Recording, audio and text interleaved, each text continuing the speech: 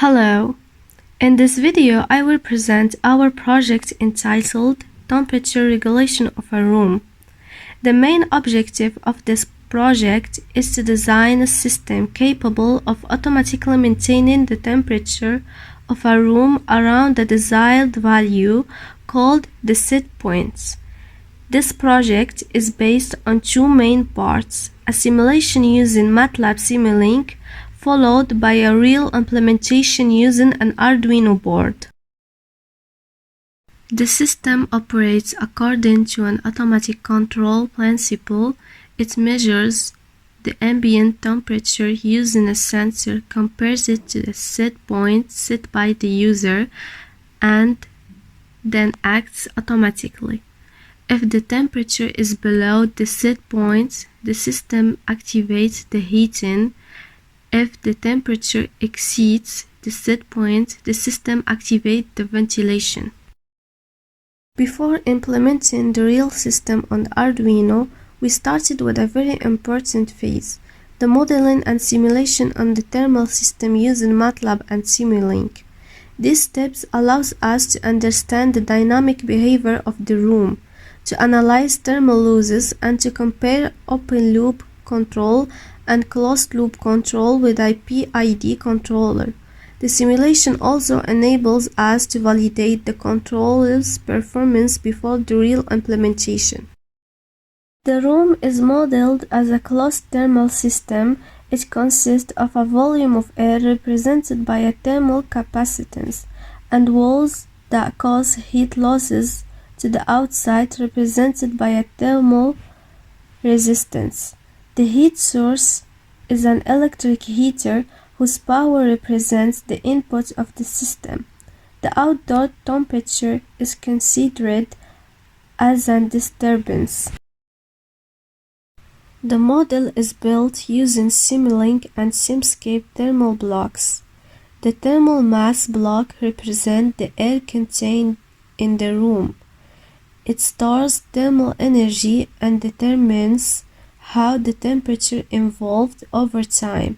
The conductive heat transfer block models the thermal losses through the room walls. The idle temperature source block represents the outdoor temperature fixed at 0 degrees Celsius. The heat flow source block applies the thermal power supplied by the heater. Finally, the temperature sensor block measures the indoor temperature and sends it to the controller. First, we studied the system in open-loop mode. In open-loop operation, the heating power is applied directly to the system without taking the actual measured temperature into account. Therefore, there is no automatic correction. In this first case, constant power of 500 watts is applied. The curve shows a gradual increase in the room temperature. This indicates that the supplied power is sufficient to compensate for heat losses to the outside. To improve the system's performance, we used closed-loop control. The measured temperature is compared to the set point, which is fixed at 30 degrees Celsius. The resulting error is sent to the PID controller, which automatically adjusts the heating power. The curve displayed on the scope shows a rapid rise in temperature from around 16 degrees up to the set point. A slight overshoot is observed mainly due to the integral action of the PID controller. After approximately 600 seconds, the temperatures stabilize around 29.8 degrees Celsius. The steady-state error is therefore nearly zero, demonstrating the effectiveness of the PID controller.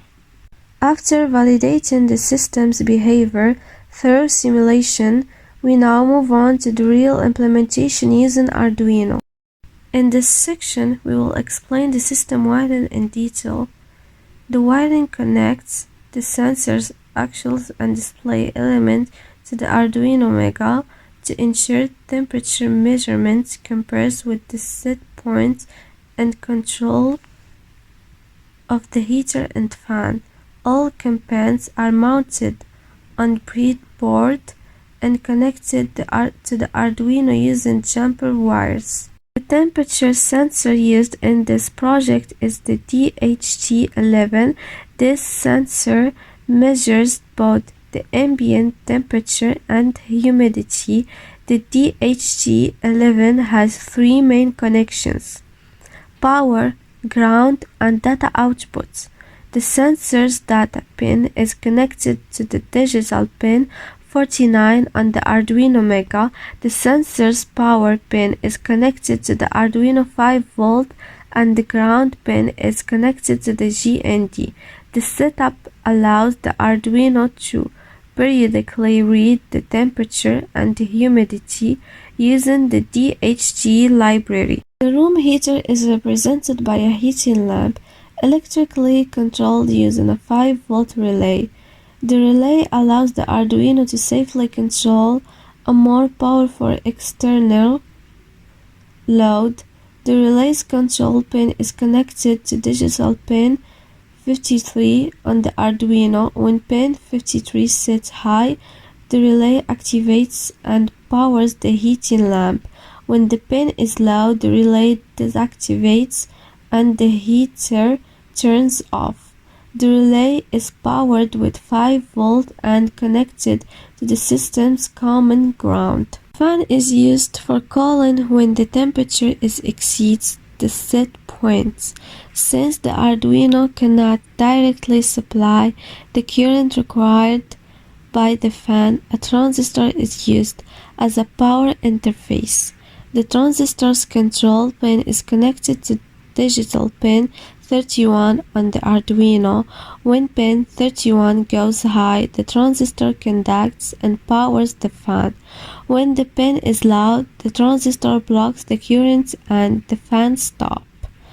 The fan is powered by an external source, while its ground is shared with the Arduino ground. The temperature set point is adjusted by the user using potentiometer.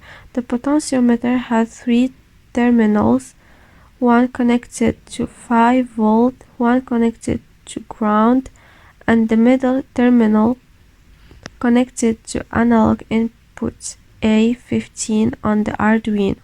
The voltage measured on A15 varies according to the potentiometer's position. The Arduino then converts this value into a temperature set point ranging from 15 to 35 degrees Celsius. Two LEDs are used to indicate the system stage.